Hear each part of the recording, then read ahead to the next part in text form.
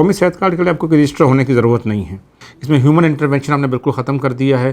نادرا کے computerize system کے ذریعے 8500 پر کوئی بھی پاکستانی شہری اپنا شناختی کارڈ نمبر بغیر ڈیشز کے SMS کرے گا تو ودن 10 سیکنڈز اس ایلیجیبل ہونے یا نہ ہونے کے بارے میں میسیج آ جائے گا. سب سے اچھی بات یہ ہے کہ حکومت پاکستان نے قومی صحت کارڈ کے اجرا میں کسی قسم کی تفریق کا مظاہرہ نہیں کیا. بلا تفریق رنگ و نسل و مذہب، روزگار یا بے روزگار یا سویلین یا خاکیز یا ملازمت کے اندر یا بے روزگار، کوئی تفریق نہیں ہے. ہر پاکستانی شہری جس کے پاس شناختی کارڈ ان علاقوں کا موجود ہے وہ علاج کروا سکتے ہیں. ہمارے قومی صحت کارڈ کے جو پروگرام کی جو فیملی ڈیفینیشن ہے اس میں میاں، بیوی اور غیر شادی شدہ بچے جن کا کہ اندراج نادرا میں موجود ہو وہ ایک خاندان تصور کیا جاتا ہے.